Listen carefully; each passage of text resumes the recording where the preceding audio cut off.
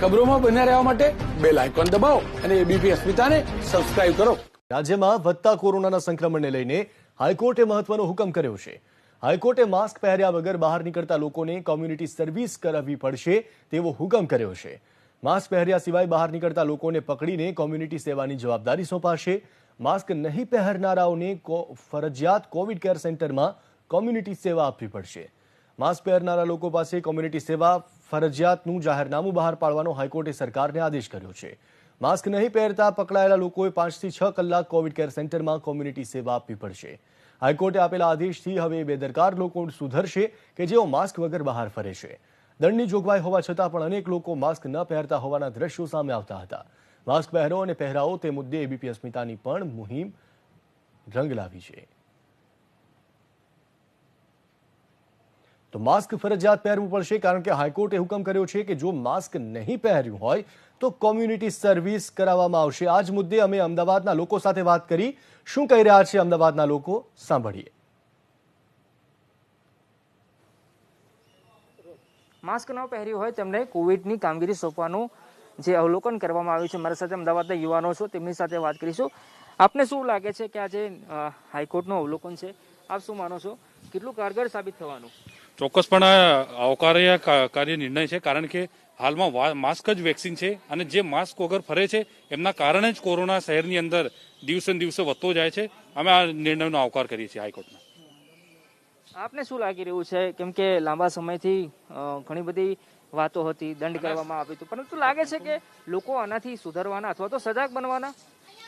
લોકો સુધરવાના. એક તો લોકોની પરિસ્થિતિ ખરાબ છે, કોરોનાના લોકડાઉનના લીધે કોઈને ધંધો રોજગાર નથી. એવામાં જો એમના પર જે દંડ નાખ્યો હતો એની જગ્યાએ આ સજા વ્યાજબી છે. હાઈકોર્ટનો નિર્ણય આવકારવાદાયક છે ને અમે હાઈકોર્ટનો નિર્ણય આવકારીએ છીએ.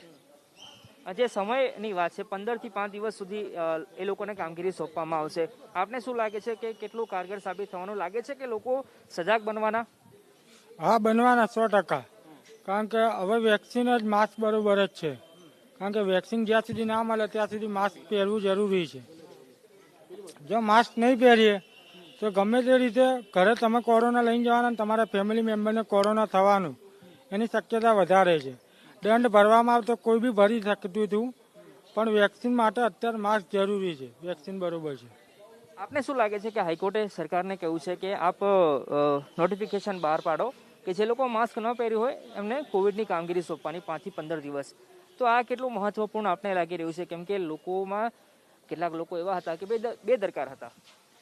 જો હાઈકોર્ટે જે કાંઈ પણ સરકારને સૂચનો આપે છે પણ ક્યારેય સરકાર આ બધા સૂચનોનું પાલન કરતું નથી. કારણ કે તમે જોવા જાઓ તો હમણાં 2 દિવસ પહેલા જ એક વિડીયો વાયરલ થયો છે ઇન્સ્ટાગ્રામ ઉપર કે ભારતીય જનતા પાર્ટીના પૂર્વ મંત્રીના દીકરીના લગ્નની અંદર હજારોની સંખ્યામાં લોકોએ ગરબા કર્યા.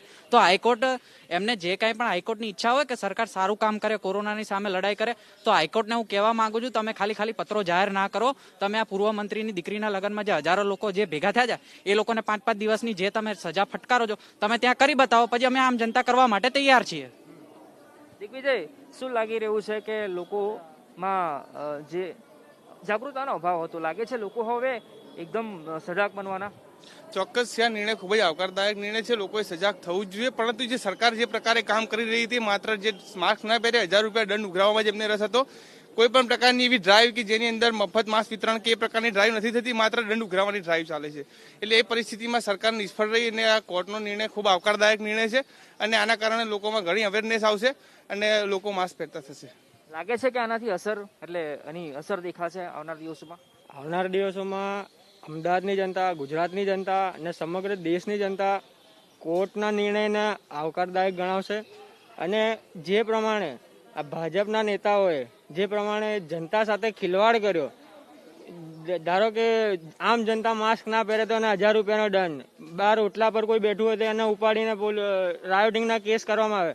આમ જેમ આપણે કાલે જોયું, સમગ્ર ગુજરાતની જનતાએ જોયું કે 6-6 હજારની પબ્લિક માસ્ક વગર, એમની સામે કોઈ કાર્યવાહી નહીં. પણ આજે જે પ્રકારે કોર્ટે નિયમ જાહેર કર્યો એને આવકારદાયક ગણાવીએ છીએ અને આગળ ખૂબ ફાયદાકારક રહેશે. નારાયણ, શું અસર પડશે આ નિર્ણયની? 100% સારો નિર્ણય છે, પણ નિર્ણય માત્ર સામાન્ય નાગરિક ઉપર ના હોવો જોઈએ. તે તમામ ભાજપના લોકો હોય, ભાજપના મંત્રી હોય, ભાજપના એમએલએ હોય, તમામ લોકો ઉપર નિયમ લાગુ પડવો જોઈએ. માત્ર એક સામાન્ય નાગરિકે જો માસ્ક ના પહેર્યો તો તેના ઉપર દંડ લેવામાં આવે, તો તમામ લોકો ઉપર આ નિયમ લાગુ પડવો જોઈએ એવું અમારું માનવું છે. તો અમદાવાદના યુવાનો શું માની રહ્યા છે જે હાઈકોર્ટનું અવલોકન છે તે મામલે તેમની પ્રતિક્રિયા જાણવાનો પ્રયાસ કર્યો. કેમેરામેન કમલેશ પટેલ સાથે અર્પિત દર્શી, બીબી અસ્મિતા, અમદાવાદ. તો રાજ્યમાં વધતા કોરોનાના સંક્રમણને લઈને હાઈકોર્ટે આ મહત્વનો હુકમ કર્યો છે. હાઈકોર્ટે માસ્ક પહેર્યા વગર બહાર નીકળતા લોકોને કોમ્યુનિટી સર્વિસ કરાવવી પડશે તેવો હુકમ કર્યો છે. માસ્ક પહેર્યા સિવાય બહાર નીકળતા લોકોને પકડીને કોમ્યુનિટી સેવાની જવાબદારી સોંપવામાં આવશે. માસ્ક નહીં પહેરનારાઓને ફરજિયાત કોવિડ કેર સેન્ટરમાં કોમ્યુનિટી સેવા આપવી પડશે. માસ્ક ન પહેરનાર લોકો પાસે કોમ્યુનિટી સેવા ફરજિયાત કરાવવાનું જાહેરનામું બહાર પાડવા પણ હાઈકોર્ટે સરકારને આદેશ કર્યો છે. માસ્ક નહીં પહેરતા પકડાયેલા લોકોએ 5 થી 6 કલાક કોવિડ કેર સેન્ટરમાં કોમ્યુનિટી સેવા આપવી પડશે.